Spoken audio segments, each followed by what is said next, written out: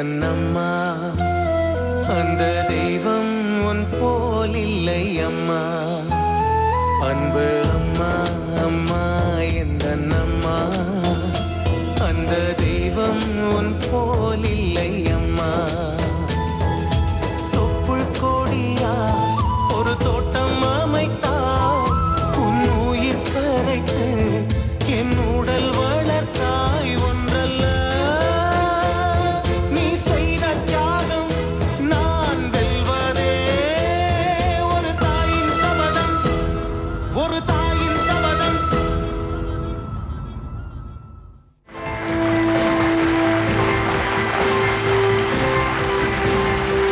ஜீ தமிழ் தொலைக்காட்சியின் ஒரு தாயின் சபதம் நிகழ்ச்சிக்கு உங்களை வரவேற்பதில் மகிழ்ச்சி. தன்னுடைய குழந்தைங்களுக்கு தாயும் தந்தையுமாய் இருந்து அந்த வாழ்க்கை போராட்டத்துல வர எத்தனையோ சவால்களை போராடி ஜெயிச்சு அந்த குழந்தைங்களுக்கு ஒரு வளமான வாழ்க்கையை அமைச்சு கொடுத்துருக்கிற அற்புதமான அம்மாக்களை இந்த நிகழ்ச்சியில நம்ம சந்திச்சுட்டு வரோம். அந்த வகையில இன்னைக்கு நாம சந்திக்க போகும் அன்பான அம்மா திருமதி குணசுந்தரி. வாங்கம்மா.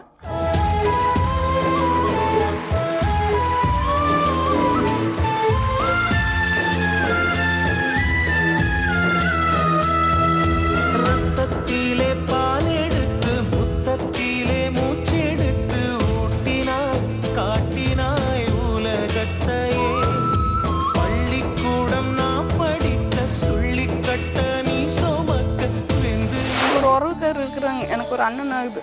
உங்கள் அக்காவை நான் அடித்து முடிச்சுட்டு வந்துட்டு எனக்கு இன்னையோட கேரகம் முடிஞ்சுது அப்படின்னு நாங்கள் போய் சொல்கிறாங்க. நான் தனிக்கிட்ட கம்பெனியில் போய் உட்காந்துருக்கேன் பார்த்துங்க, வேலை இல்லை சரியா. அன்னைக்கிட்ட கம்பெனியில் போய் உட்காந்துருந்தேங்க. அம்மா எனக்கு இன்னைக்கு சாப்பாடு கொடுக்கலையுமான்னு சொன்னோன்னே என்னால் மிஷின் உட்காந்துருக்க முடியலைங்க. 5 மணியோட வேலை முடிச்சிட்டாங்கன்னா அந்த அன்னைக்கு நான் வேதனைப்படுவேனுங்க. அந்த அன்னைக்கு 50 ரூபா தான் கிடைக்குங்களா. நைட் 9 மணி வரைக்கும் செஞ்சால் 70 ரூபா 80 ரூபா கிடைக்கும். ஒரு பக்கம் வேலை செய்யறதே கஷ்டங்க. இன்னொரு கம்பெனியில் போய் ஒரு போர்டு பார்த்தோன்னா கேட்டு போய் வேலைக்கு போவாங்க. எங்கள் அம்மா இந்த மாதிரி அம்மா கிடைக்கிறதுக்கு நாங்கள்லாம் கொடுத்து வச்சுருக்கணுங்க. எங்கள் அப்பா விட்டுட்டு போனாலும் நாங்கள் எங்கள் அம்மாவை அப்படியெல்லாம் விட்டுற மாட்டாங்க. கடைசி வரைக்கும் எங்கள் அம்மா எங்களை எந்த அளவுக்கு வளர்த்தாங்களோ அந்த அளவுக்கு நாங்களும் அவங்க மேலே பாசம் வச்சுருக்கோம். அவங்கள நல்லா பார்த்துப்போம். குணசுந்தரி, நீங்க எந்த ஊர்ல இருந்து வந்திருக்கீங்கம்மா? திருப்பூர்ல இருந்து வந்திருக்கீங்க. உங்களுக்கு எத்தனை வயசுல கல்யாணம் ஆச்சுமா? 20 வயசுல ஆயிருக்கும். 20 வயசுல கல்யாணம். உங்களுடைய திருமண வாழ்க்கை வந்து எத்தனை வருடங்கள் இருந்தது? 13 வருஷம் இருந்தாங்க. நீங்க திருமணம் முடிச்சப்போ அவர் என்ன செஞ்சுட்டு இருந்தார்? என்ன வேலை செஞ்சு? அவர் டெய்லருங்க. நான் வந்து தறி நெய்வனுங்க, புடவை நெய்வனுங்க. அம்மா வீட்டுல அந்த மாதிரி நெசவு. அம்மா வீட்டுல தறி தான் நெசிட்டு இருப்பேங்க. எனக்கு டெய்லர் வேலை தெரியாதுங்க, அவருக்கு தறி தெரியாது. அதனால அது தறி நான் தறி பட்டுப்புடவையெல்லாம் நெய்வனுங்க. இங்க வந்ததுக்கு அப்புறம் நான் நெசிட்டு இருப்பேன், அவரு டெய்லர் வேலை ஒர்க் பண்ணிட்டு இருந்தாங்க. 2 பேரும் அந்த வேலை பார்த்துட்டு இருந்தாங்க. அப்புறம் மாமியார் வீட்டுல இருந்து நாங்கள் திருப்பூரே வந்துட்டோங்க. மாமியார் ஊர் வந்து அந்த பக்கம் இருக்குங்க, பொலிக்கா வேலைன்னு. அப்புறம் திருப்பூரே வந்துட்டோங்க. வந்து அப்புறம் ஒரு இடம் வாங்கி ஒரு வீடு கட்டி நாங்கள் அதில் வாழ்ந்துட்டு இருந்தோங்க. வாழ்ந்துட்டு இருக்கையில் அப்புறம் கொஞ்சம் கொஞ்சம் சண்டை வந்துக்கிட்டே இருந்ததுங்க.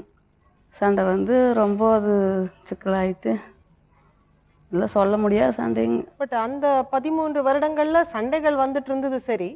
பட் மற்றபடி உங்களுக்கு ஓரளவுக்கு வாழ்க்கை சாதாரணமா உங்களுக்கு பிள்ளைங்களுக்கு 3 வேளை சாப்பாடு அதெல்லாம் சாத்தியமா இருந்ததா? அதாங்க, நான் வந்து தொழில் செய்யற வரைக்கும் நல்லா இருந்ததுங்க. ஒரு பொண்ணு ஆகிற வரைக்கும் தொழில் செஞ்சுட்டு இருந்தேங்க. அப்புறம் ஒரு பொண்ணு ஆயிட்டாங்க. எங்கள் பொண்ணு ஃபர்ஸ்ட் ஆயிட்டான். அதுக்கப்புறம் 5 வயசுக்கு அப்புறம் தான் பையனுங்க. அது வரைக்கும் நான் தொழில் செஞ்சுட்டு இருந்தேன். அதுக்கப்புறம் தொழில் கம்மி தானுங்க. அவர் ஒரு ஆள் தான் பாடு. அதில் கொஞ்சம் பிரச்சனைகள் வீட்டில். அப்புறம் அப்படியே இருந்துட்டு இருக்கையில் கொஞ்சம் சின்ன சின்ன பிரச்சனைகள் வந்து எதுக்கு எடுத்தாலும் அடிங்க. ஆகும்னா அடிதானுங்க. அடிச்சு போடுவாருங்க. குடிப்பாரு அடிப்பாரு. அடிச்சுட்டு வந்து ஒரு நாள் கையை உடச்சிட்டாருங்க. கையை உடச்ச நேரத்தில் நான் விஷத்தை குடிச்சிட்டேனுங்க.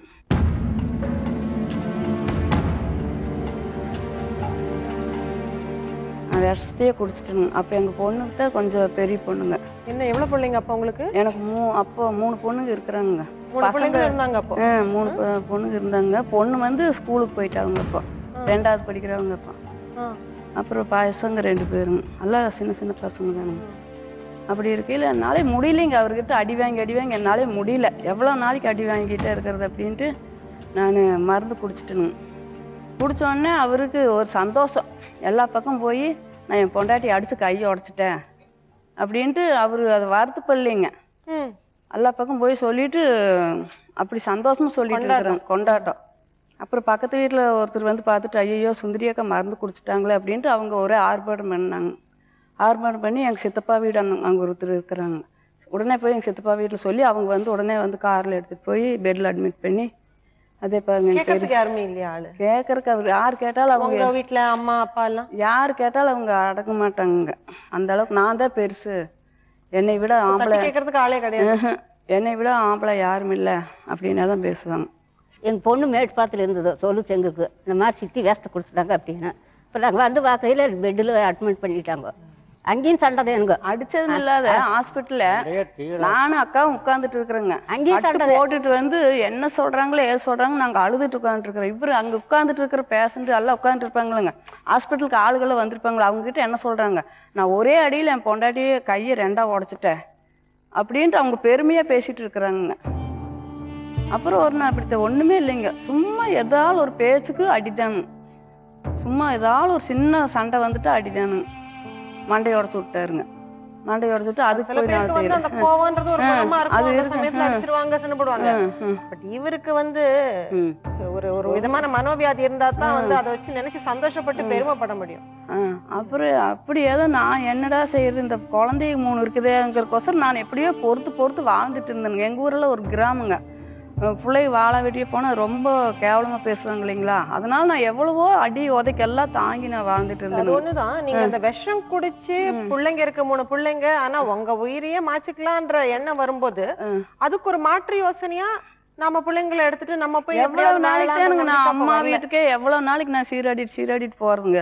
அடிச்சும் போட்டு இவர் கொஞ்சம் கூட ஒரு குணமா பேச மாட்டாங்க. நான் அப்படித்தான், நீ என்ன செய்ய முடியுமோ செஞ்சுக்க, யார் வந்து கேட்டாலும், ஒரு அக்கா வந்து கேட்டாலும் சரி, மாமா வந்து கேட்டாலும் சரிங்க, எங்கள் அண்ணன் தம்பி அக்கா யார் வந்து கேட்டாலும் நான் அப்படித்தான், உனக்கு இருக்கிற இஷ்டம் இருந்தால் இரு, இல்லைன்னா உன் வேலைப்பாரு, இப்படியே தான் சொல்லுவாங்க. நானும் 13 வருஷம் போராடி பொழைச்சனுங்க.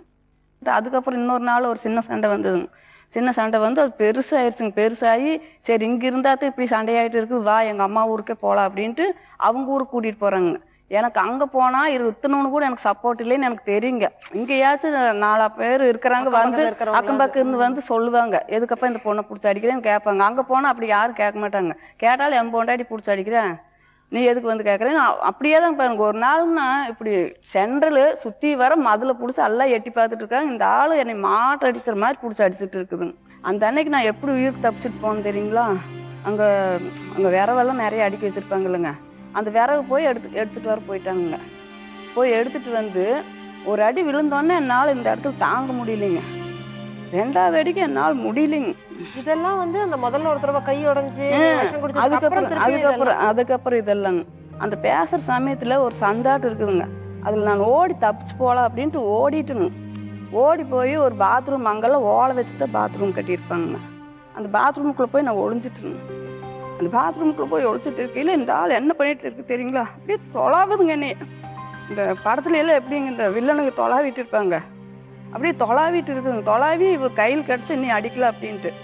அப்புறம் இந்த ஆள் இந்த பக்கம் வந்ததுக்கப்புறம் அந்த பக்கத்து வீட்டில் போய் எனக்கு ஒரு 2 ரூபாய் கொடுங்க, 2 ரூபாய்க்கு நான் கெஞ்சி கேட்டேன்.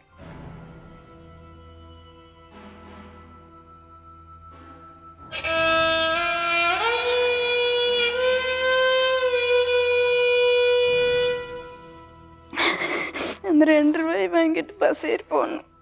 இன்னொரு சித்தப்பா வீடு இருந்ததுங்க, அங்கேருந்து ஒரு கொஞ்சம் தூரம் போகணுங்க. அவங்க தான் அந்த சமாதானப்படுத்தி இங்கே கொண்டு வந்து விட்டுருந்தாங்க என்னைய. சரின்ட்டு இந்த ஒரு தடையும் பார்க்கல அப்படின்ட்டு வந்து இருந்தேனுங்க. அப்புறம் அதே வீட்டுக்கு போனேன். ஏன்னா நீ என்னை கொண்டு போய் விட்டே இல்லை, காலை பாருன்னா நடக்க முடியாமல் உடைச்சிட்டேங்கண்ணா.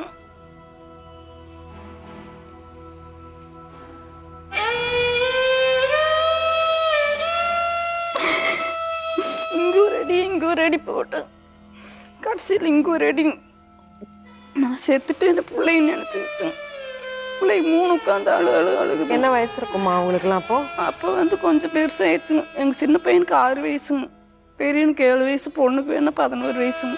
இந்த ஆள் அப்பவும் என்ன சொல்லுதுங்க, அங்கே ஒரு உறவுக்காரர் இருக்கிறாங்க, எனக்கு ஒரு அண்ணன் ஆகுது, உங்கள் அக்காவை நான் அடித்து முடிச்சுட்டு வந்துட்டு எனக்கு இன்னையோட கேரகம் முடிஞ்சுது அப்படின்னு நாங்கள் போய் சொல்கிறாங்க. அப்புறம் சரின்ட்டு எல்லாம் ஊர் ஜனமே திட்டுச்சுங்க. ஏன்டா நீ அந்த பிள்ளை இப்படி நீ அடிச்சுட்டு வந்து நீ இவ்வளோ இதாக நான் பேசுறியா அப்படின்ட்டு அப்போவே காரில் தூக்கி கொண்டு போய் போட்டு நைட்டுங்க 11 மணிக்குங்க. அப்புறம் போய் அதில் தையல் போட்டு கொண்டு வந்து பெட்டில் 2 நாள் வச்சுருந்து அப்புறம் வீட்டுக்கு கொண்டு வந்துருந்தாங்க. எப்படியானாலும் தாய்க்கு தகவல் போகாதுங்களா? அது போய் எங்கள் அம்மா வந்துருச்சுங்க. வந்ததுக்கப்புறம் இவர் என்னன்னு கேட்குறாரு, நீ தகவல் கொடுத்தியா, நீ தகவல் கொடுத்து அவங்கள வந்திருக்கிறாங்களா அப்படின்னு கேட்டாங்க. எங்கள் கையில் எதுவும் இல்லைப்பா, நானெல்லாம் எதுவும் பண்ணல, யார் ஃபோன் பண்ணாங்கன்னு எனக்கு தெரியாது அப்படின்னு நான் சொல்லிட்டேன். அப்புறம் அந்த மாதிரி ஒரு சூழ்நிலையிலயும் நீங்க வந்து அவருக்கு வந்து ஒரு பதில் சொல்ல வேண்டிய நிலைமையில தான் இருந்திருக்கீங்க. அதாவது உங்க கையொடச்சதுக்கோ அவர் எந்த பதிலும் சொல்ல வேண்டாம். நான் பயந்துட்டே சொல்லிட்டு இருந்தேனுங்க. அப்போ நான் பயந்துட்டே தான் இருப்பேனுங்க. எல்லா வீட்லயும் புருஷன் வீட்டுக்கு வந்தா ஒரு சந்தோஷப்படுவாங்க. எங்க வீட்டுல எங்க புருஷன் வந்தா நான் அப்படியே நடுங்க இருதயம், எங்கடா இந்த ஆம்பளை வீட்டுக்கு வந்துருச்சு அப்படின்ட்டு. அப்புறம் அந்த அன்னைக்கு எங்க அம்மா அப்பா கையில தான் அந்த ஒரு தொழில் இருந்தது, அதை வச்சுட்டு நம்ம அதுக்கப்புறம் தான் நான் முடிவு பண்ணிட்டு அப்ப வரல உங்களுக்கு. அதுக்கப்புறம் தான் அந்த அன்னைக்கு தானுங்க அப்புறம் அம்மா அப்பாலாம் வந்தாங்க ஊர்ல இருந்து. அப்புறம் இன்னொரு அண்ணன் எல்லாம் ஒரு 10 பேர் பக்கம் வந்துங்க. இனிமே என் பிள்ளைய நான் இங்கே விட்டுட்டு போக மாட்டேன், நீ விட்டுட்டு போனா நீ உயிரோட கொண்டு போடுவேன் அப்படின்னு எங்க அம்மா அப்பாவும் எங்க மாமியார் மாமனார்கிட்ட சொல்லியே தானுங்க. சரி கொஞ்ச நாளைக்கு அந்த புள்ள டைம் சரியில்லாமல் இருக்குது, நான் கூட்டிகிட்டு போகிறேன் அப்படின்னு எங்கள் அம்மா அப்பாவும் சொல்லியே தான் கூட்டிகிட்டு போகிறாங்க. இருக்கு எங்கள் மாமியார் மாமனார் சரிம்மா சரி சமந்தி நீங்கள் கூட்டிகிட்டு போங்க, கொஞ்சம் டைம் சரியில்லாமல் இருக்க மாட்டேருக்கு, நான் நீ ஒரு 3 மாதம் கழிச்சு வர்றதுக்கு வந்து கூட்டிகிட்டு வர்றேன் அப்படின்ட்டு எங்கள் அம்மா கிட்ட எல்லாம் சந்தோஷமாக தான் அனுப்பிச்சி வைக்கிறாங்க. நான் 3 குழந்தையோட தான் எங்கள் அம்மா வீட்டுக்கு போகிறேன். போய் 6 மாதம் டைம் சொல்லியிருந்தாங்க. 3 மாதம் 4 மாதம் கூட ஆகலைங்க, போய் 2வது கல்யாணம் முடிச்சுட்டு வந்துட்டுங்க. எங்களுக்கே தெரியாதுங்க. அன்னைக்கு நான் நினைச்சதுங்க ஒரு சபதம், என்னைக்கு இருந்தாலும் என் பசங்க பிள்ளைகள் 4 பேருக்கு தெரியுற மாதிரி நான் படிக்க வச்சு என் பிள்ளைகள் நான் காட்டுறேன்னு இல்லையா பாரு. உண்மையா நான் நினைச்சேனுங்கம்மா, அன்னைக்கு நான் நினைச்சேனுங்கம்மா. நான் நினைக்கவே இப்படி நான் வந்து உட்கார்ந்து போய் உண்மையா நான் நினைக்கவே இல்லைங்கம்மா. நீங்க வந்து நீங்க இருந்த சூழ்நிலையில ஏதோ அவரை விட்டு வந்துட்டோம், அவர் போயிட்டாரு. பிள்ளைங்களுக்கு எப்படியோ ஒரு சாப்பாடு போட்டு என்னமோ ஒரு 10வது வரைக்கும் படிக்க வச்சோ இல்ல 8வது வரைக்கும் படிக்க வச்சு அவர் நினைச்ச மாதிரி என்னமோ ஒரு மளிகை கடை வச்சாது அவங்க படிச்சுக்கிட்டும் நினைச்சிருந்தா கூட அது ஒரு விதம். எனக்கு அந்த எண்ணமே வரலைங்கம்மா. எனக்கு அந்த எண்ணமே வரலைங்கம்மா. எனக்கு உண்மையால அந்த எண்ணம் கம்பெனி வேலை எனக்கு என்னன்னே தெரியாதுங்கம்மா. நான் உண்மையால கம்பெனிக்கு போய் அதான் அந்த பாக்கியாங்கிற பொண்ணு தான் எனக்கு கம்பெனிக்கு கூட்டிட்டு போய் நல்லா அந்த செக்கிங் பழக்கி விட்டாளுங்க. பழக்கி விட்டு நான் கொஞ்ச நாள் செக்கிங் பழகினேன். எனக்கு அப்போவும் ஒரே அழுகதான், இந்த வயசுல நம்ம இப்படி இருக்கிறோமே. அப்போ கொஞ்ச நாள் கொஞ்சம் கோலையாவே தான் இருந்தனுங்க. ஆனா அவ தைரியம் கொடுத்துட்டே இருந்தாங்க. பாக்யான்னு எனக்கு ஒரு ஃப்ரெண்டுங்க, அவ இன்னைக்கு வர முடியாத சூழ்நிலை ஆயிடுச்சுங்க. அப்புறம் செக்கிங் போய் அப்புறம் அப்படியே கொஞ்சம் சிங்கரும் கத்துக்கிட்டேனுங்க. அப்படியே இப்போ நான் லேபிள் பீக் அப்படியே தைச்சு பழகிட்டேங்க. சிங்கர் அப்படியே லேபிள் பீக் தைப்பேனுங்க. கம்பெனிலேயே கொஞ்சம் வேலை எச்சா எங்க வீட்டுக்காரர் தைச்சாருங்கல்ல, அவங்க வேலையில நான் கொஞ்சம் பழகிட்டேனுங்க.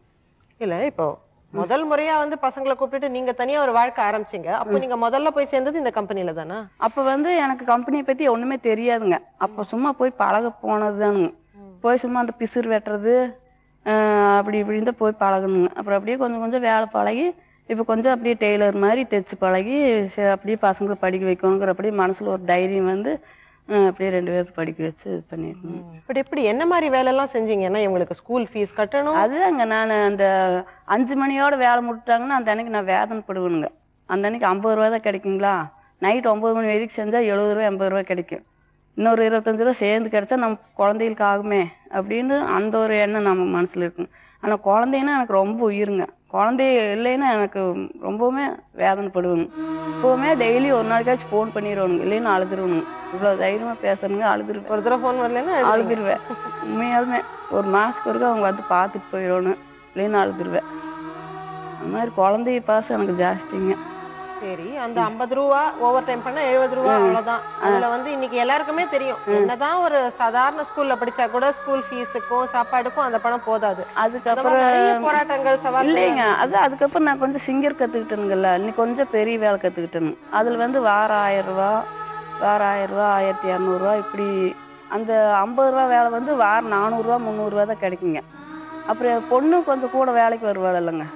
அப்புறம் அவளுக்கு தினம் 25 ரூபா 30 ரூபா தருவாங்க. அவளையும் நான் கூட கூட்டிட்டு போயிருங்க வேலைக்கு. அவளுக்கு வாரம் 400 ரூபா 500 ரூபா வரும். அதுல வந்து ஓரளவு உங்களுக்கு சாப்பாடு போட்டு ஃபீஸ் எல்லாம் கட்ட முடியுதா? இல்ல சில சமயங்கள்ல ஃபீஸ் கட்ட முடியாத எவ்வளவோ நாள் இருந்திருக்குங்க. ஃபீஸ் கட்ட முடியாதுன்னா இந்த காலேஜில் சேர்த்துனதுக்கு அப்புறம் இந்த 10வது வரைக்கும் பிரச்சனை இல்லைங்க. பக்கத்துலேயே தான் ஸ்கூலுங்க. ஸ்கூல்ல வந்து புக்கு கொடுத்துருவாங்க. ஸோ அந்த மாதிரி உங்களுக்கு வேற ஏதாவது சம்பவங்கள் ஞாபகம் இருக்கா? ரொம்ப கஷ்டமாயிடுச்சு இந்த மாதிரி இருந்தது. ஃபீஸ் கட்ட முடியல அந்த மாதிரி ஏதாவது? ஒரு வருஷம் அவன் போய் காலேஜில் படித்தானுங்க. 2வது வருஷம் படிச்சுட்டு இருக்கையில் அவனுக்கு அந்த ஸ்கூலு லீவில் வந்து பையன் வேலைக்கு போனானுங்க. முடிஞ்ச இடத்துக்கு ஒரு 2000 2500 இப்படி சம்பாரிச்சிடலாம். அவன் காசு அப்படியே வச்சுருந்து அதை கொண்டு போய் ஸ்கூல் அங்கே கவர்மெண்ட் காலேஜில் தான் எனக்கு இடம் கிடச்சிது. அதனால் அதை கொண்டு போய் கட்டிட்டு வந்துட்டு திரும்பி ஸ்கூலில் வந்து சாப்பிட்றதுக்கு பணம் கட்டணும் இல்லைங்களா? அது வந்து மாதத்துக்கு 1000 ரூபா 1200 வருங்க. அப்புறம் பெரியவன் வீட்டிலேருந்தே போய்க்குவான். பஸ்ஸுக்கு எனக்கு 30 ரூபா தான். நான் வீட்டில் ஒரு நாளைக்கு ரேஷன் அரிசியும் கூட ஆக்கி கொடுத்து விடுவேங்க. எங்கள் பசங்க அதுலெல்லாம் எதுவும் இல்லைங்க, எதை கொடுத்தாலும் சாப்பிட்டுக்குவாங்க. சரின்னு ஒரு நாள் தான் ஃபீஸ் கட்டிட்டு வந்துட்டேங்க. மறுநாள் சரி இருசாமி நீ படி, நான் இந்த வாரம் பூரா வேலைக்கு போயிட்டு வந்து உனக்கு நான் சாப்பாட்டுக்கு வந்து ஹாஸ்டல் ஃபீஸ் கட்டிடுறேன் அப்படின்னு சொல்லிட்டு நான் வந்துட்டேங்க. ஃபஸ்ட் அன்னைக்கு அவன் ஸ்கூலில் எப்படியே 10 ரூபா 5 ரூபா இருந்து சாப்பிட்டான். இப்போ 2வது நாள் ஸ்கூல் சாப்பிட போயிருக்கிறான். சாப்பாடு இல்லைன்னு சொல்லிட்டாங்களே. ஏன் சாமின்னு கேட்குங்காட்டி ஸ்கூலில் பணம் கட்டினாத்த சாப்பாடு கொடுப்பேன் அப்படின்ட்டான். உடனே எனக்கு ஃபோன் பண்ணாங்க. நான் அந்த அன்னைக்கு தான் கம்பெனியில் போய் உட்காந்துருக்கேன். பார்த்துங்க வேலையே இல்லை சரியா. அந்த அன்னைக்கு தான் கம்பெனியில் போய் உட்காந்துருந்தேங்க. அம்மா எனக்கு இன்னைக்கு சாப்பாடு கொடுக்கலையுமான்னு சொன்னோன்னே என்னால் மிஷில் உட்காந்துருக்க முடியலைங்க.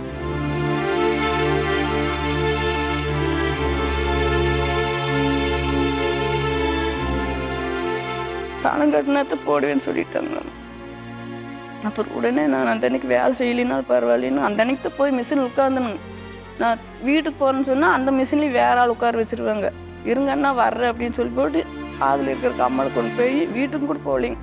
கொண்டு போய் அடகு வச்சு அப்படியே கொண்டு போய் கோயம்புத்தூர் போய் பணம் 1200 கட்டிட்டு வீட்டுக்கு வந்து சேர்ந்துங்க.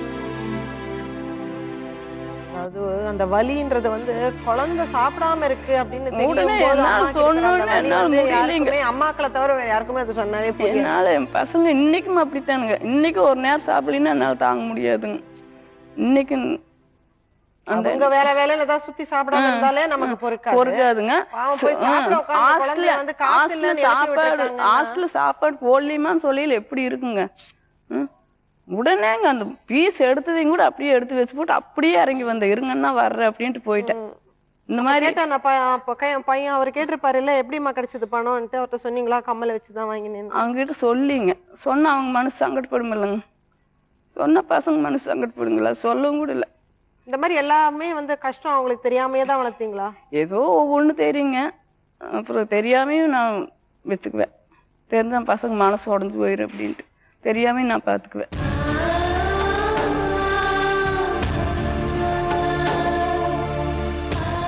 அவங்களோட அக்கா பையன் நானுங்க.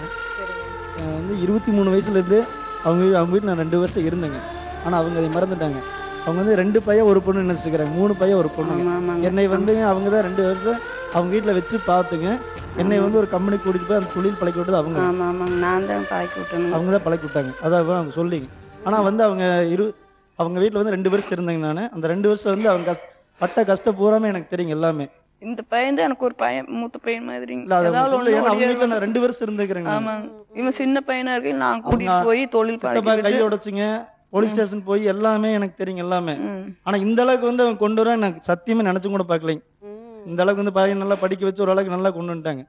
எங்க அம்மா அப்பா கூட எல்லாம் எங்க அம்மா கூட வந்து மொத்தம் 5 பேருங்க. நீங்க வந்து இவங்களுடைய அக்கா பையன். நீங்க என்ன படிச்சிருக்கீங்கம்மா?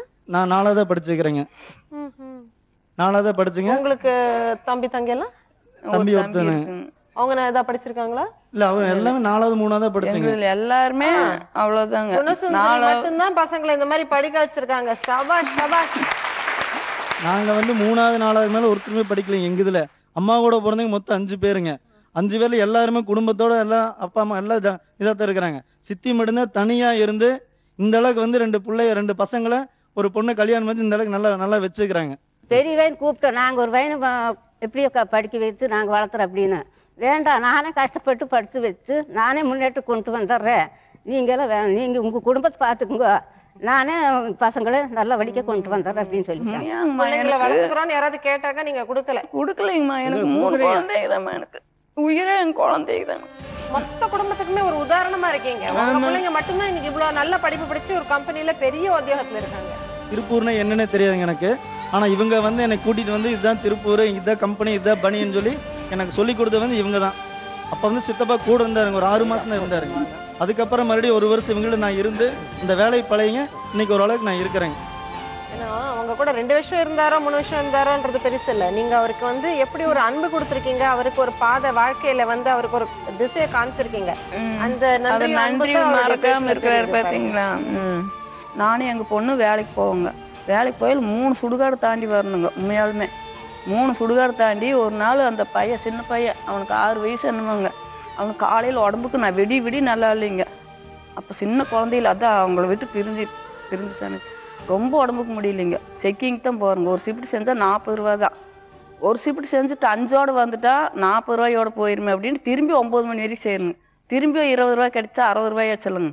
திரும்பி 60 ரூபாய் செஞ்சுட்டு நான் பஸ்ஸுக்கு வந்து பார்த்தா அந்த ஊருக்கு போகிற பஸ்ஸு போயிடுச்சுங்க. திரும்பி பின்னாடி ஒரு பஸ்ஸை பிடிச்சிட்டு வந்தால் எல்லாம் எங்கள் ஊருக்கு போகிறவங்க பூரா போயிட்டாங்க. 3 சுடுகாடு தாண்டி ஊருக்குள்ளே போகணும். தனியாக மாட்டிக்கிட்டோம். திரும்பி அப்படி இருந்துங்க. அவ்வளோ தூரம் வந்தாச்சு. வந்துட்டு ஊருக்குள்ளே கால் எடுத்து வைக்கிறதுக்கு ஒரே பயமாக இருக்குதுங்க. வீடு எதுவுமே இருக்காதுங்க. ஒரு லைட் எதுவுமே இருக்காதுங்க. ரொம்ப பட்டிக்காடுங்க. இந்த 14 வருஷத்துக்கு முன்னாடிங்க எப்படி இருக்குங்க. அப்புறம் சரின்ட்டு என்னடா செய்யறது அப்படின்னு நானும் இந்த பையன் தவிச்சிட்டு நிற்கிறேங்க. யாருன்னே தெரியாதுங்க. ஒருத்தர் வண்டியில் வர்றாரு, அந்த கருப்பு கோட்டு போட்டுட்டு வர்றாரு பார்த்துக்குங்க. சரின்னு நாங்கள் கையை காட்டினா நிறுத்திக்கிட்டாருங்க.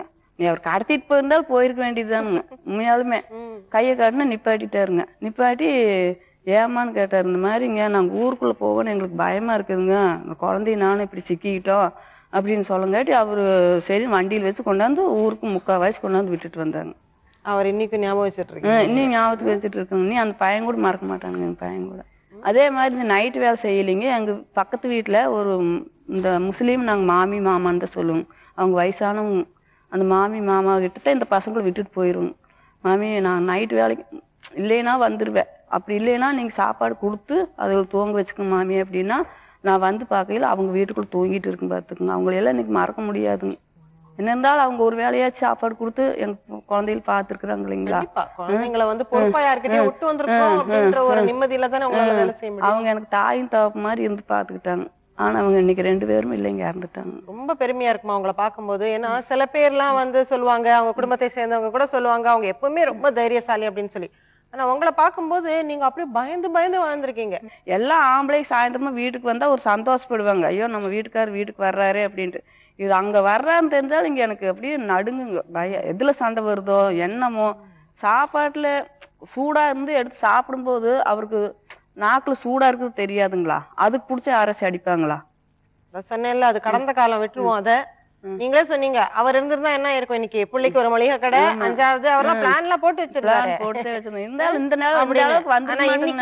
அளவுக்கு மணிமணியா பிள்ளைங்க. இந்த அளவுக்கு பெங்களூர்ல வேலை செய்யறாரு, ஒருத்தர் சென்னையில வேலை செய்யறாரு. பொண்ணுக்கு நல்லா கல்யாணம் கட்டி கொடுத்துருக்கீங்க. அவங்கள பாக்கலாமா இப்போ? வாங்கம்மா.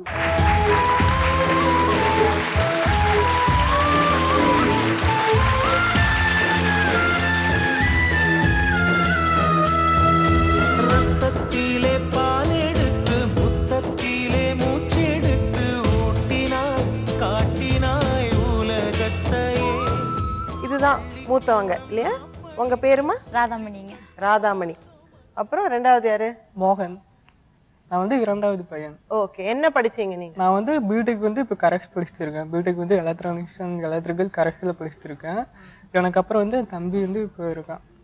ஓகே. உங்க பேருமா? ஸ்ரீதர். ஸ்ரீதர். நீங்க இப்போ என்ன படிக்கிறீங்க? இப்போ பிடெக் முடிச்சிருக்கேன். அப்போலோ டயர்ஸில் டீம் மெம்பராக இருக்கேன். Very good, very good. ரொம்ப சந்தோஷமா இருக்கு உங்களை எல்லாம் பார்க்கறதுக்கு. ரொம்ப நாள் கழிச்சு நீங்களும் இப்போ அரங்கத்தில் உட்காந்து அம்மா பேசினதெல்லாம் கேட்டிருப்பீங்க. அதனால உங்களுக்கும் ரொம்ப நாளைக்கு அப்புறம் அந்த நினைவுகள்லாம் கொஞ்சம் வந்திருக்கும். கொஞ்சம் கஷ்டமாக தான் இருக்கும்.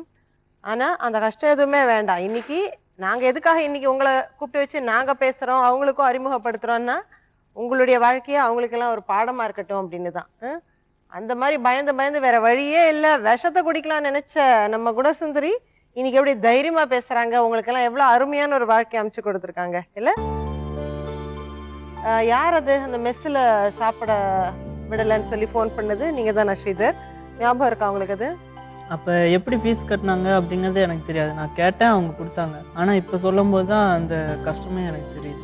இப்போ ஒரு 5 நிமிஷம் முன்னாடி தான் உங்களுக்கு தெரிஞ்சது இல்ல? அவங்க அன்னைக்கு கூட பதச்சு போய் நேரா போய் கம்மலை கழட்டி வச்சுட்டு உங்களுக்கு கொண்டு வந்தாங்கன்றது இன்னைக்கு தான் தெரிஞ்சது. நான் எதையும் சொல்லிக்க மாட்டேங்க, பசங்கிட்ட எதையுமே சொல்லிக்க மாட்டேன். ஸோ அவங்க வந்து எவ்வளோதான் அவங்களுக்கு கஷ்டம் தெரியாம வளர்த்தாலும் நீங்க கண்ணால பார்த்த கஷ்டங்கள் சிலது இருக்கும் இல்லையா? அது ஏதாவது சொல்ல முடியுமா ஸ்ரீது? இப்போ நான் வந்து கவர்மெண்ட் ஸ்கூலில் தான் படித்தேன். படிக்கிறதுக்கு எதுவும் செலவு இல்லைனாலும் சாப்பிட்றதுக்கு ட்ரெஸ்ஸுக்கு எல்லாத்துக்கும் செலவு கண்டிப்பாக ஆகும். கண்டிப்பாக. இப்போ வந்து பார்த்திங்கன்னா அப்போ வந்து நாங்கள் சின்ன பசங்க, எங்கள் அப்பா இருந்ததே எனக்கு தெரியாது, அந்த மாதிரி விட்டு போயிட்டார். பனியன் கம்பெனிக்கு போகிறதுனாலே ரொம்ப கஷ்டப்படுவாங்க எல்லாருமே. அவங்க வந்து அதை எதுவுமே பார்க்கல, எங்களுக்காண்டி மட்டும்தான் வாழ்ந்துருக்காங்க. அம்மா வீட்லயே தான் இருப்பாங்க, வேலைக்கெல்லாம் எங்கள் அப்பா வெளியிலே விட மாட்டாருங்க. வீட்டிலே தறி நெய்யறதுனால அதோட சரி. அப்புறம் கை உடஞ்சனால அது வந்து இப்படி தட்டி தான் இது பண்ணணுங்களா, கை உடஞ்சனால அந்த ஒர்க் பண்ண முடியல. அப்போ சரியா சம்பளமும் கொடுக்க மாட்டாங்க. அளவா அந்த 200னா 200, 300னா 300 அவ்வளோதான். ரொம்ப அடிமைத்தனமாக தான் எங்கள் அம்மா வச்சுருந்தாங்க. எங்களால் பார்த்து ஒரு நாள் ரொம்ப அழுதுருவாங்க. ஒரு நாள் வேண்டாம்மா விட்டுட்டு போயிடலான்னா, நீ சின்ன பொண்ணுமா தெரியாது, இல்ல வேணும்னு சொல்றது இல்லைங்க, விட்டுட்டு போயிடலான்னு நிறைய டைம்ல சொல்லியிருக்குங்க. இல்ல இப்ப தெரியாது, அது வந்து கிராமம், நம்ம அப்படியெல்லாம் இருக்குன்னா அப்பா விட்டுட்டு இருந்தா ரொம்ப கஷ்டம் அப்படின்னு சொல்லி ரொம்ப எங்க அம்மா மாதிரிலாம் யாருமே இருக்க முடியாதுங்க. ஆனா ப்ராமிஸாங்க எங்க அப்பா மட்டும் இருந்திருந்தா எங்களை இந்த அளவுக்கு எனக்கு ஒரு நல்ல லைஃபோ என் தம்பியில் கூட இந்த ஃபியூச்சரோ கண்டிப்பா கிடைச்சிருக்காதுங்க. ரொம்ப மோசங்க எங்க அப்பா, அவர் எப்படி சொல்றதுன்னே தெரியலைங்க. அந்த அளவுக்கு எங்க அம்மா கஷ்டப்பட்டுருக்குறாங்க. யாருமே வந்து ஒரு பக்கம் வேலை செய்யறதே கஷ்டங்க. இன்னொரு கம்பெனில போய் ஒரு போர்டு பார்த்தோம்னா கேட்டு போய் வேலைக்கு போவாங்க. அந்த மாதிரிலாம் யாருமே போக மாட்டாங்க. புது கம்பெனிக்கு ஒரு பக்கம் வேலைக்கு போறதுனாலே கஷ்டம். அதில் வேற பக்கம் போய் 5 மணிக்கு மேலே போய் கேட்டு 1 மணி வரைக்கும் செஞ்சுட்டு ரொம்ப கஷ்டங்க. எங்க அம்மா இந்த மாதிரி அம்மா கிடைக்கிறதுக்கு நாங்கெல்லாம் கொடுத்து வச்சிருக்கணுங்க. நீங்க பிள்ளைங்க சொல்றீங்க இல்லையா, அப்பா இருந்திருந்தா எங்களுக்கு இந்த மாதிரி ஒரு வாழ்க்கை கிடைக்காதுன்னு சொல்லி, அதை விட உங்களுக்கு என்னம்மா அதுதான் இன்னைக்கு உங்களுக்கு? அதுதாங்க எனக்கு குழந்தைக்கு தானுங்க என் வாழ்க்கையே. என் குழந்தைய அதாங்க ஒரு நாளைக்கு ஃபோன் பண்ணினா என்னால் முடியாதுங்கம்மா. ஆனால் அவங்க எல்லாம் நல்ல பிள்ளைங்களா தான் இருந்தாங்களா? அவங்க கஷ்டம் நீங்கள் அவங்களுக்கு தெரியாமல் பார்த்துக்கிட்டா கூட ஓரளவு அவங்க கஷ்டம் தெரிஞ்சு வளர்ந்தாங்க, நல்லா படிச்சாங்க, நல்லா படிப்பாங்க. எங்கள் பிள்ளைகளை பொறுத்த வரைக்கும் நல்லா படிப்பாங்க, நல்ல பிள்ளைகள் தான் பேர் வாங்குவாங்க. இன்னும் அந்த ஊரை பொறுத்த வரைக்கும் இந்த சிறிய மோன்னு இருக்கிறாங்களா இல்லையான்னு கூட தெரியாத அளவுக்கு தான் வளர்ந்துட்டு இருக்கிறாங்க. வேற ஒருத்தரா இருந்தா கண்டிப்பா 2 பசங்களை வேலைக்கு அனுப்பிட்டு இருக்கலாம் அப்படின்னு நினைப்பாங்க. நிறைய பேர் சொன்னாங்க, சாப்பாடு போட்டு ஏதோ ஒரு வேலையில சேர்த்து நீ எவ்வளவு கஷ்டப்படுற, 2 பசங்க போதும், படிச்சது போதும், அப்படியே கம்பெனிக்கு போக சொல்லு, சூப்பர்வைசர் வேலைக்கு போக சொல்லு, 10th முடிச்சா கூட போக சொல்லு. அப்ப கூட எங்க அம்மா அதெல்லாம் முடியாது, பசங்க படிக்க வைக்கிறது கண்டிப்பா படிச்சு வச்சே ஆகும். அந்த எண்ணம் யாருமே உங்க அக்கா பிள்ளைங்க எல்லாம் கூட யாரும் படிக்கல, அதனால ஆனா இவங்கள நல்ல படிப்பு படிக்க வைக்கணும். எனக்கு இவர் விட்டுட்டு போனோடனே எனக்கு அந்த எண்ணம் மனசுக்குள்ள வந்துருச்சுங்க. எனக்கு அப்பவே அங்க மனசுக்குள்ள இவங்க 2 பேர்த்தையும் படிக்க வச்சு அவர் முன்னாடி காட்டணும் அப்படிங்கிற எண்ணம் எனக்கு மனசுக்குள்ள வந்துருச்சுங்க. ஒரு தீபாவளி வந்துருச்சுங்க. அந்த தீபாவளிக்கு வாரம் ஒரு வேலையும் எனக்கு கிடைக்கலிங்க. அப்போ வந்து செக்கிங்கி விட்டுட்டு கொஞ்சம் சிங்கர் கற்றுக்கிட்டுங்களா, அப்புறம் அதுக்கப்புறம் போய் என்னால் செக்கிங் நிற்க முடியல. எனக்கு தான் அடிக்கடி தலைவலி வந்துடும், வயிற்று வலி வந்துடும், எல்லாமே வந்துருங்க. அதை எல்லாம் தாண்டி தான் நான் இந்த அளவுக்கு முன்னுக்கு வந்திருக்குறேங்க. அது எல்லாம் தாண்டி தான் இந்த அளவுக்கு நான் முன்னாடி வந்திருக்கேங்க. அப்புறம் சரின்னு அந்த தீபாவளி எப்படி சமாளிச்சுன்னு கேளுங்க. அப்படியே சோர்ந்து போய் நான் வந்துட்டு இருந்தேனுங்க. சோர்ந்து போய் வர நேரத்தில் ஒரு போர்டு போட்டிருந்தாங்க, சிங்கர் கால் வேணும்னு. சரின்ட்டு அந்த போர்டு பார்த்துட்டு உள்ளே போடணுங்க. போங்காட்டி சரி லேபிள் பீக்கு கால் வேணும் அப்படின்னு சிங்கர்ன்ற மிஷின்ல தைக்கிறது. ஆமாங்க, தைக்கிறது. சிங்கர் ஆமாங்க ஆமாங்க, சிங்கர் மிஷின்ல தைக்கிறது தையல். அப்புறம் உள்ள போனோடனே சரி ஆள் வேணுமாம்மா அப்படின்னாங்க. சரின்னு போய் உட்காந்து தைச்சனுங்க. ஒரு 3 நாள் தைச்சேன். ஒரு 800 ரூபாய் கிடச்சிதுங்க. 800 ரூபாய் கிடச்சோடனே இவங்க 2 பேர்த்துக்கு ட்ரெஸ் எடுத்துகிட்டு வந்து கொடுத்து அந்த தீபாவளி கொண்டாடணும் இல்லைங்க. இல்லைன்னா எப்படி இருந்திருக்குங்க அந்த வாரம்? ரொம்ப கஷ்டமாக தான் எனக்கு இருந்திருக்குங்க.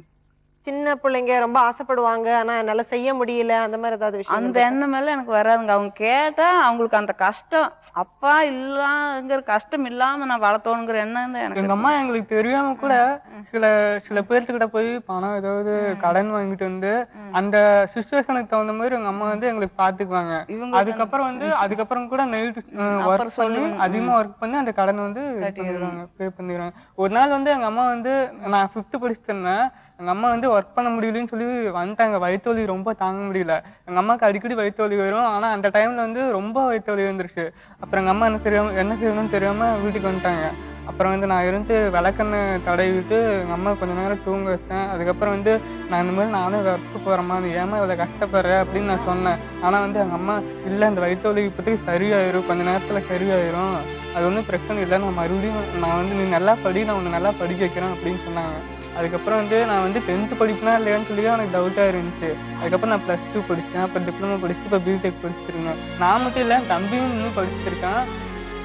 அந்த அன்னைக்கு அவ்வளோ சூழ்நிலைங்க. எங்கள் அம்மா மட்டும் இல்லைன்னா உண்மையிலே நான் இந்த அளவுக்கு படிக்கவும் மாட்டேன், படிச்சிருக்கேன். அந்த அன்னைக்குங்க ரொம்பவுமே சூழ்நிலை ரொம்ப மோசமாயிடுச்சுங்க. எனக்கு ரொம்பவுமே வயிற்று வலி தாங்க முடியலைங்க. அப்புறம் சரின்ட்டு ஒரு கிறிஸ்துக்குள்ள ஒரு கம்பெனியில் இருந்ததுங்க. அந்த பொண்ணு இந்த கால் மூக்கில் எதுவும் போடாமல் இருந்துங்களா. நான் அப்போ வந்து இதில் தான் எனக்கு நான் போட்டெல்லாம் வச்சு பூவெல்லாம் வச்சுருப்பேன்.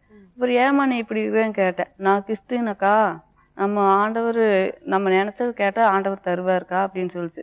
என்னம்மா நீ இப்படி சொல்கிற அப்படின்னு கேட்டேன். ஆமாங்க்கா அப்படின்னு சொல்லிச்சுங்க. சரின்னு சொல்லிட்டு நான் சரி அந்த அன்னைக்கு நான் யோசனை பண்ணிகிட்டே வந்தேன். சரி நம்மளும் அங்கே போய் பார்க்கலாமே அப்படின்னு நினச்சிக்கிட்டு அந்த அன்னைக்கு வந்து ரெடி ஆகி காலையில் எழுந்திரிச்சு உங்களையெல்லாம் கூட்டிகிட்டு ஞாயிற்றுக்கிழமை மணிக்கு போகலான்னு நினச்சேன். அப்போல்லாம் இவங்க சின்ன சின்ன பசங்க தானே. போகலான்னு நினைக்கையில் எங்கள் பெரிய மாமா வந்தாங்க. வந்துட்டு நீ அதுக்கெல்லாம் போகக்கூடாதுமா, நம்ம இதுலெல்லாம் அப்படி யாரும் போனதில்லை, நீ போனேன்னா எப்படி அப்படின்னு சொல்லிட்டாங்க. அப்புறம் அதில் வந்து நான் கொஞ்ச நாள் விட்டுட்டேன்னு இருந்தாலும் எனக்கு அதில் வந்து கொஞ்சம் ஆர்வமாகவே இருந்துட்டு இருந்ததுங்க. அப்புறம் சரின்ட்டு அப்புறம் இன்னொரு நாள் நானே வந்து அந்த வழியாக வேலைக்கெல்லாம் போகணுங்களா, அங்கே ஒரு சர்ச் இருக்குங்க. அப்புறம் தினம் ப்ரேயர் பண்ணதெல்லாம் பார்த்துக்கிட்டே இருப்பேனுங்க. சரி நம்மளும் போய் பார்க்கலாம் அப்படின்னு நான் போயிட்டுங்க. போய் நானாகவே ஒரு 2-3 தடவை, யாருக்கும் தெரியாதுங்க. தெரிஞ்சால் நம்மளை யாராச்சும் ஏதாச்சும் கேவலமாக பேசிடுவாங்களா, நம்ம ஒரு இந்துவாக இருந்துட்டு கிறிஸ்டியனுக்குள்ளே போனால் யாராச்சும் ஒரு கேவலமாக பேசிடுவாங்களா, நான் தெரியும் போயிட்டே இருந்தேங்க. போயிட்டே இருக்க என்னாச்சுங்க, அந்த வயிற்று வலி வந்து ஒரு நாள் நைட்டில் ஜாமத்துக்கு வந்து பார்த்துக்குங்க. அதுக்கு முன்னாடி டெய்லி வயிற்று வலி வருங்க. வாரத்தில் ஒரு நாளைக்கு 2 வாரத்துக்கு ஒரு நாளைக்கு வந்ததுன்னா அந்த இடத்துல நிற்கவே முடியாதுங்க. பிறந்து உருண்டு போய் ஹாஸ்பிட்டல் போய் குளுக்கோஸ் போட்டு எல்லாம் பண்ணாதான் சரியாகும் பார்த்துக்குங்க. அப்புறம் பார்த்தா அந்த டயர்டாக 2 நாளைக்கு இருக்குங்க. அப்படி இருந்துட்டு இருந்தேன். அப்புறம் சரி நான் அந்த சர்ச்சுக்கு போயிட்டே இருந்தேனுங்க. யாருக்குமே தெரியாதுங்க, ஒரு வருஷமாக யாருக்குமே தெரியாது. இதே எங்கள் மச்சா உட்காந்துருக்குறாங்க, அவருக்குமே தெரியாமே நான் போயிட்டே இருந்தேனுங்க. 1 வருஷம் போயிட்டே இருந்தேன். அப்புறம் போயிட்டே இருந்து நான் வீட்டில் வந்து ஜெபம் பண்ண தெரியாதுங்க. சும்மா முட்டி போட்டு ஏசப்பா எனக்கு வயிற்று வலி நல்லா பண்ணுங்க, ஏசப்பா எனக்கு வயிற்று வலி நல்லா பண்ணுங்க, இப்படியே ஜெபம் பண்ணிகிட்டே இருப்பேன். ஒரு நாள் அப்புறம் வயிற்று வலி ஒரே ஒரு நாள் மட்டும் வந்ததுங்க. வந்தோடனே அப்புறம் பக்கத்து வீட்டில் ஒருத்தர் இருந்தாருங்க. அவரை மட்டும் கூட்டிகிட்டு போய் எனக்கு ஊசி போட்டு வந்து அன்னையோட சரிங்க அந்த வயிற்று வலி. அதுலேருந்து நான் யார் சொன்னாலும் சரி நான் கேட்குறதில்ல. நான் அந்த சாமி தான் கும்பிடுவேன் அப்படின்னு நான் எல்லாரும் முன்னாடி நான் சொல்லிட்டேங்க. எனக்கு வயிற்று வலி நல்லா இருக்குனாரு. எனக்கு வந்து அவர் தைரியத்துக்கு கொடுத்தாரு. என்னங்க என்னதான் இருந்தாலும் நமக்கு ஒரு மனசு ஒரு தைரியம் வேணும் இல்லைங்களா? இல்லைங்களா? எந்த மதமா இருந்தாலும் இல்லைங்களா, ஒரு தைரியம் வேணும் இல்லைங்களா? ஒரு தைரியம் வேணும் இல்லைங்களா? ஒரு குடும்பம் நடத்துறதுனால ஒரு தைரியம் வேணும் இல்லைங்களா? எனக்கு அந்த ஆண்டவர் நான் வேண்டுனேன். எனக்கு ஆண்டவர் நல்லா ஒரு நம்பிக்கை கொடுத்தாரு, ஒரு தைரியத்தை கொடுத்தாரு. ரொம்ப முடியாத கஷ்டம் வந்தாலும் அந்த ஆண்டவரை நோக்கி அவங்க கூப்பிட்டு ஜபிக்கும் போது அவங்களுக்கு அந்த கஷ்டம் நல்லா தீருதுங்க. எங்கிட்ட நல்லா சொல்லுவாங்க. அது மாத்திரமல்ல, உங்கள் சுந்தரிக்கிட்ட ஒரு நல்ல குணமும் இருக்குதுங்க. இவ்வளோ கஷ்டப்பட்டாலுமே எவ்வளோ வயசானவங்களை பார்த்தா அவங்களுக்கு ஏதோ ஒரு உதவி செய்யணுங்கிற ஒரு நல்ல எண்ணமும் இருக்குதுங்க. ஆமாம், சுந்தரி ஞான சுந்தரிங்கிறது உண்மையிலுமே எனக்கு அங்கே ஞான சுந்தரின்னு பேர் வச்சுட்டாங்க. தாயா இருந்து தான் குழந்தைங்களை காப்பாற்றினது மாத்திரமல்லங்க, ஒரு வயசானவங்களை இல்லாதவங்களை கண்டாக்கா அவங்களுக்கு கொடுக்கணும் அப்படிங்கிற என் மனசு அந்த மாதிரி ஆயிடுச்சுன்னு. எங்கள் அப்பா ஊரில் போய் இருந்தப்பங்க, அப்போ லீவ் அப்போல்லாம் வெங்காயம் எடுக்க தான் போவாங்க. அப்போ கூட முன்னாடி வந்து அந்த சம்பளத்தை வாங்கிக்குவார். 10 ரூபா தான் ஒரு கூடைக்கு. கஷ்டப்பட்டு காலையிலேருந்து நைட் வரைக்கும் அந்த வெங்காயம் எடுத்து வைப்பாங்க. வெங்காயம் அறிய போகிறது அந்த பட்டிக்கட்டிலலாம் அது தானுங்க வேலை. கொஞ்ச நாள் அங்கே போய் இருந்தப்ப 3 பேர் சேர்ந்து சின்ன பசங்க தான், அம்மா பாவஞ்சிலும் கூப்பிட்டு போவாங்க. என்ன பண்ணுறது, கை செலவு காட்சி ஆகணும். சம்பளமும் சரியாக கொடுக்க மாட்டாருங்க. எதுவுமே ஆசைப்பட்டதுக்கு வாங்கி கொடுக்க மாட்டார். அதுக்கு கூட வந்து முன்னாடி வந்து வாங்கிக்குவாருங்க சம்பளத்தை. அப்படி இருந்தும் கூட ஒரு பாசி கூட வாங்குறது கூட கேட்டால் வாங்கி தர மாட்டார். அப்படி இருந்தும் எங்கள் அம்மா எப்படியாச்சும் எனக்கு வாங்கி கொடுக்கணும்னு சொல்லிட்டு அந்த முத்து பாசினா அவ்வளோ ஆசைங்க. அது கூட கேட்டால் அவர் வாங்கி கொடுக்க மாட்டாருங்க. எங்கள் அம்மா தெரியாமல் எங்கள் அப்பாவுக்கு தெரியாமல் அதெல்லாம் வாங்கி கொடுப்பாங்க. என்னால் அதெல்லாம் மறக்கவே முடியாதுங்க. எங்கள் அம்மா சின்ன முத்து பாசி அதெல்லாம் கூட அப்பாவுக்கு தெரியாமல் பாருங்க. இன்னுமே இந்த பிள்ளைகளுக்கு ஏதாவது ஒரு ட்ரெஸ் போட்டு நான் பார்க்கணும்னு நினச்சேன்னா அதை உடனே எடுத்து கொடுத்துருங்க. இப்போவுமே எங்கள் பொண்ணு அவளை கட்டிங் கொடுத்தாச்சுங்க. இப்போவுமே ஒரு சேலை பார்த்துட்டு அம்மா அந்த சேலை நல்லா இருந்தது இல்லம்மா உடனே சொல்லிட்டு போயிடுவான். நான் அதை எடுத்துட்டு வந்து வச்சிருவேன். சஸ்பென்ஸ் எனக்கே தெரியாதுங்க, எடுத்து வச்சிருவாங்க. சர்ப்ரைஸா எடுத்துட்டு வந்து வச்சிருவீங்களா உங்களுக்கு? புடவை எடுத்துட்டு வந்து வச்சிருவோம். நீங்க வந்து அந்த தறியில தானே நெசவுல தானே பண்ணிட்டு இருந்தீங்க, நிறைய பட்டுப்புடவை எல்லாம் நீங்களே நெஞ்சிருப்பீங்க. நீங்க பட்டுப்புடவை எல்லாம் நல்லா கட்டிருக்கீங்களா? அதெல்லாம் கட்ட மாட்டேங்க. அது நாங்க வந்து ஒருத்தர்கிட்ட இருந்து வாங்கிட்டு வந்து புடவை நெய்யறதானுங்க. அதை அவங்களுக்கு கொண்டு கொடுத்துருவானுங்க. உங்களுக்கு அந்த ஆசையெல்லாம் ஆசை இருக்காதுங்க, அந்த ஆசையெல்லாம் இருக்காதுங்க. ஒரு தடவை தறி போடுறதுக்கு 3 சைன் போட்டிருந்தாங்க. அது கொண்டாந்து எங்ககிட்ட கொடுத்து, அக்கா பேங்கில் வச்சு பணம் வாங்கி கொடு, நான் தறி போட்டு நெய்யணும் அப்படின்னு எங்ககிட்ட கொண்டாந்து கொடுத்தாங்க. மஞ்சள் வளத்துக்கு கொண்டு பேங்கில் வச்சு எத்தனை 2000 3000 வாங்கி கொடுத்தேன். வாங்கி கொடுத்து தறி போட்டு நல்லா நெசிட்டு இருந்தா. அப்புறம் ஒரு தடவை ஆட்கால் சண்டை வந்து மண்டை உடச்சு விட்டாங்க. அப்புறம் விட்டு எங்கள் அக்காளை மண்டை உடச்சு உங்கள் அண்ணனு விட்டு அனுப்பிட்டேன். உங்கள் சுந்திரி நகை கொடுங்க வாங்கி கொடுங்க அப்படின்னு ஒரே ரகலை எங்கள் ஊருக்கு வந்து அந்த அன்னைக்கு நீ அனுப்பிச்சு எங்கள் அனுப்பிச்சு வச்சுட்டாங்க. ஒரு அண்ணனை விட்டு அனுப்பிச்சு வச்சுட்டேன். நகை வாங்கி கொடுக்கணும் அப்படின்னு வீதியில் நின்று சத்தம் போடுறாரு. இன்னைக்கு பிள்ளைங்க நல்லா வளர்ந்துருக்காங்க. அப்பாவுக்கு ஏதாவது சொல்ல விரும்புறீங்களா? அப்பாவே வேணாம், அம்மாவே போதும். அதான் எங்க அப்பா வந்து எங்க அம்மாவை ரொம்ப மிஸ் பண்றாங்க. அவருக்கு இதை விட வேற பெரிய தண்டனை வேற எதுவும் இல்ல இந்த இதுல. ஆமாங்க. மிஸ் பண்றாங்களா? ஆமாங்க. அது எப்படி தெரியும் உங்களுக்கு? ஆமாங்க, இந்த மாதிரி வைஃபை மிஸ் பண்றது அவர் வேஸ்ட் தாங்க. அப்படி சொல்றீங்க? ஆமாங்க. அவர் மிஸ் பண்ணிட்டாரா? அவர் மிஸ் பண்ணிட்டாருங்க. அவருக்கு கொடுத்து வைக்கல. அவருக்கு இதுக்கு விட வேற பெரிய தண்டனையே வேண்டியது இல்லைங்க. இந்த மாதிரி ஒரு அம்மாவோட வாழை கொடுத்து வைக்கல. ஆமாங்க, கொடுத்து வைக்கலைங்க. ஆமாங்க. இல்ல, இன்னைக்கு நீங்க நல்லபடி வளர்ந்து ஒரு நல்ல கம்பெனில வேலை செய்றீங்க. இன்னைக்கு வந்து அப்பாக்கு ஏதாவது சொல்ல விரும்புறீங்களா? சொல்லுங்க. உண்மையால என் மனசுல என்ன தெரியுங்களா, அவர் இருந்தா இந்த பசங்களை இந்த அளவுக்கு வளர்றதுக்கு விட்டுருக்க மாட்டாங்கம்மா. இந்த அளவுக்கு அவங்களை படிக்க வைக்க விட்டுருக்க மாட்டாங்க, இந்த அளவுக்கு வளர்க்க விட்டுருக்க மாட்டாங்க. ஏன்னா எப்போ பார்த்தாலும் எங்களுக்கு 2 பேர்த்துக்கு சண்டை சண்டை சண்டை. அவருக்கு வந்து பசங்களை படிக்க வச்சு பார்க்கணும்னு ஆசை இல்லை. என்னங்க, அவங்களுக்கு வந்து நினைச்சு பார்த்தா உங்களுக்கு திக்குன்னு இருக்கும்ல மோகன். இன்னும் நினைச்சு பார்த்தா நம்ம வந்து ஒரு மளிகை கடையில தான் உட்காந்துட்டு இருப்போம், போட்டலாம் மடிச்சிட்டு இருந்திருப்போம் அப்படின்னு சொல்லிட்டு. எதுக்குதான் சண்டை போடுறாருன்னே தெரியாது. ஒண்ணுமே இருக்காதுங்க, ஒண்ணுமே இருக்காது. ரொம்ப மிருகமாட்ட பிடிச்சி ஒண்ணுமே இருக்காது. பார்த்தா எதனால 2 பேரும் சண்டை போடுறாங்கன்னு கடைசி வரைக்கும் தெரியவே இல்லைங்க. ஆனா வந்து சண்டை 2 பேரும் அடிக்கடி சண்டை கட்டிட்டு வெளியே போகணும் நமக்கு சங்கடமா இருக்கு. ஆனா அவருக்கு அந்த சங்கடமே இருக்காது பாத்துக்குங்க. அவர் வாட்டில் ஜாலியா போவாருங்க. நமக்கு அந்த வீதியில் தண்ணிக்கு போகணும்னா நமக்கு ரொம்ப கஷ்டமா இருக்கு இல்லைங்களா? ஒண்ணுமே இருக்காது. குடும்பத்தில் சண்டையா இருந்தா 4 பேர் வேடிக்கை பார்த்தாங்கன்னா அந்த வீதியில் போகணும் நமக்கு கஷ்டமா இருக்கும் இல்லைங்க. இவர் அந்த அதை இதை நினைச்சுக்க மாட்டாருங்க, அப்படியே ஜாலியா போவார். ஒரு அம்மானா அப்பா கிட்ட காசு வாங்கி பசங்களுக்கு என்ன பிடிக்குமோ அவ்வளோதான் வாங்கி கொடுக்க முடியும். ஆனால் நான் எங்கள் அப்பாட்ட எங்கள் அம்மா காசு வாங்கியே நான் பார்த்ததே இல்லை. அம்மாவே தான் எல்லா கஷ்டமும் பட்டு அவங்களே சம்பாரித்து எங்களுக்கு என்ன பிடிக்குமோ அதை அவங்களே செஞ்சுருவாங்க. அப்பா எங்களோட இருந்து சம்பாரித்து கொடுத்து நான் பார்த்ததே இல்லை.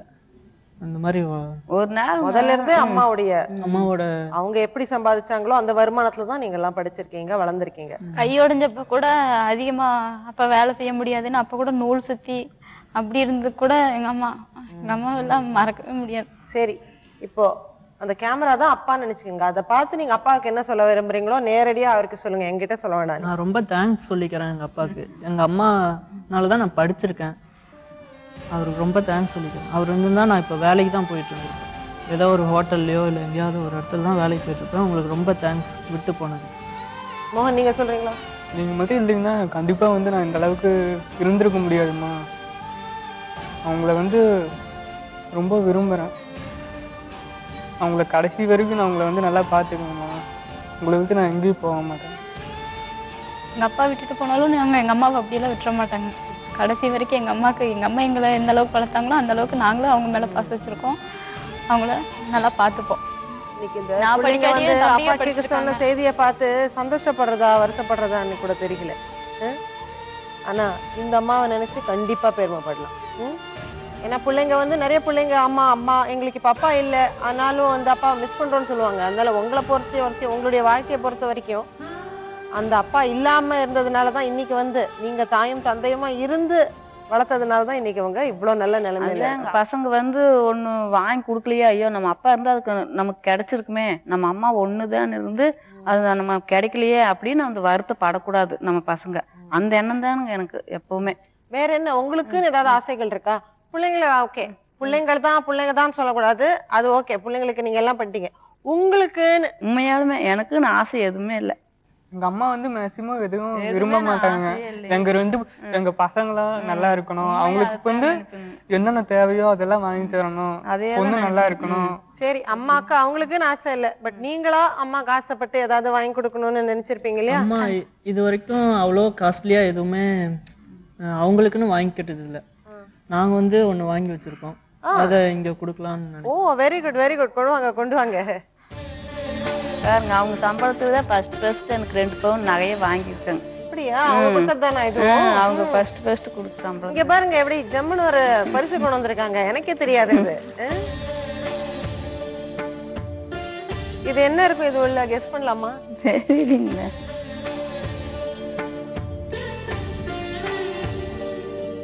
நீங்க பிரிக்கிறீங்களா, அவங்க பிரிக்கட்டுமா? அம்மாட்ட கொடுத்துருங்க, அவங்களே பிரிக்கட்டும். அந்த கிஃப்ட பிரிக்கிறது கூட ஒரு தனி சந்தோஷம்.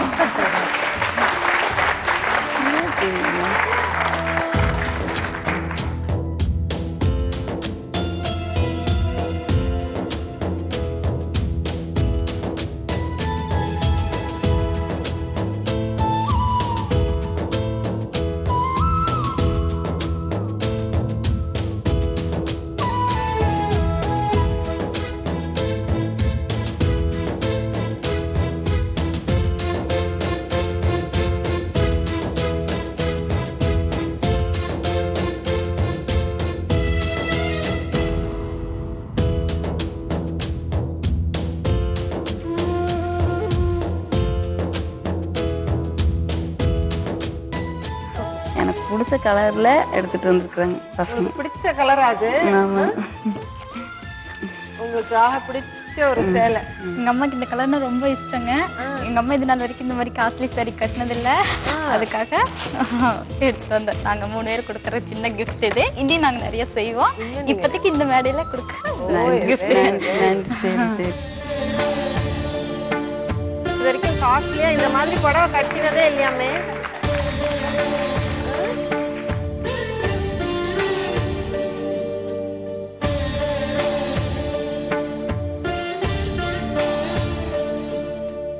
எங்களுக்கு பொண்ணு வீட்டுக்காரரு அவங்க எங்களுக்கு நல்ல ஒரு மகனார், நல்லா எங்க வீட்டுக்கு நல்லா இருந்து பார்த்துக்கிறாரு. இப்போ பசங்க 2 பேர் அங்க வீட்டுக்காரா?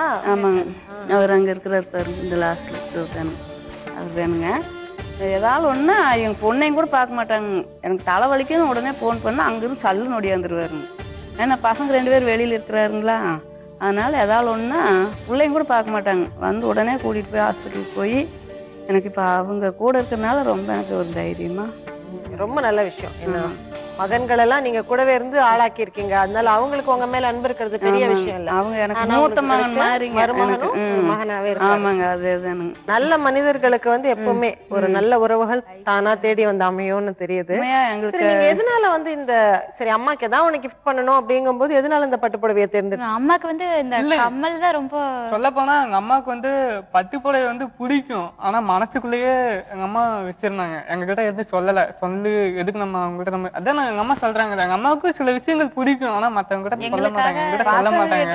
சொல்லி அது வந்து நாங்க வாங்கி கொடுக்க முடியாம ஃபீல் பண்ணுவாங்களோ அப்படின்னு சொல்லிட்டு எங்க அம்மா வந்து சொல்லாம இருந்தாங்க இவ்வளவு நாள். ஆனா வந்து அது நாங்களே புரிஞ்சு இன்னைக்கு வந்து நாங்க வாங்கி. அதுவும் அவங்க வந்து அவங்களே தறியெல்லாம் இது பண்ணி நெசவுல இருந்ததுனால எத்தனை பேருக்கு அவங்க புடவை செஞ்சு கொடுத்துருப்பாங்க. அந்த சமயங்கள்ல அந்த புடவையை பார்த்து அப்ப அவங்களுக்கும் இன்னும் சின்ன வயசு, சாதாரணமா ஒரு பெண்களுக்கே ஒரு நல்ல அழகான புடவையை பார்த்தா ஒரு ஆசைப்படுவாங்க, எத்தனையோ ஆசைப்பட்டிருப்பாங்க. ஆனா வந்து இவ்வளவு காஸ்ட்லியா அந்த மாதிரி எல்லாம் இது பண்ணவே மாட்டாங்க. பசங்க வந்து நான் ஒண்ணு கேட்டு இந்த மேடையில இவங்க இந்த பரிசு உங்களுக்கு கொடுத்தது எங்களுக்கும் ரொம்ப ரொம்ப சந்தோஷம் மேடம். ரொம்ப சந்தோஷம் குணசுந்தரி, உங்களையும் உங்க குடும்பத்தையும் இங்க சந்திச்சதுல.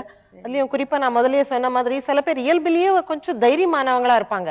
ஆனா நீங்க வந்து உங்களுடைய கணவருடைய அடி உதையெல்லாம் தாங்கிக்கிட்டு கையோடைச்சாரு காலோடைச்சாரு, ஆனா எனக்கு வேற வழி கிடையாது, நான் ஒரு திருமணம்ன்ற பந்தத்துல இருக்கேன், என் குழந்தைங்களுக்கு அப்பா வேணும் அப்படின்னு சகிச்சு போனவங்க, படிப்பறிவு இல்லாதவங்க. ஆனா ஒரு நாளைக்கு கணவர் விட்டுட்டு போனதுக்கு அப்புறம் அன்னைக்கு நான் முடிவு எடுத்தேன், என்னுடைய கணவர் வந்து திட்டம் போட்டு வச்சிருந்தாரு, ஒருத்தரை மளிகை கடைக்கு அனுப்புவேன், ஒருத்தரை ஹோட்டல்ல சர்வரா அனுப்புவேன், அந்த மாதிரி எதுவும் நடக்கக்கூடாது, நல்ல படிப்பு படிச்சு அவங்க ஒரு கம்பெனில நல்ல வேலை பார்க்கணும்னு சொல்லி அதை இன்னைக்கு அந்த கனவை வந்து நனவாக்கி இன்னைக்கு இந்த பிள்ளைங்க எல்லாம் அது நினைச்சே பார்க்கலங்க அந்த மாதிரி இப்படி எல்லாம் வந்து நினைச்சு பார்க்கல நீங்க. ஆனா இன்னைக்கு உங்களுடைய வாழ்க்கை மத்தவங்களுக்கு ஒரு பாடமா போய் சேரப்போகுது. அதனால இதே மாதிரி நீங்களும் கனவு காணலாம், சபதம் எடுக்கலாம். உங்களுடைய கனவு நிச்சயமா இவங்களுடையதை போலவே நனவாகும். இதே போல ஒரு சந்தோஷமான குடும்பமா இவங்க என்னன்னைக்கும் இருக்க ஒரு தாயின் சபதம் டீம் சார்பாக வாழ்த்துக்கள். நன்றி. அம்மா எந்த அம்மா அந்த தெய்வம் உன் போலில்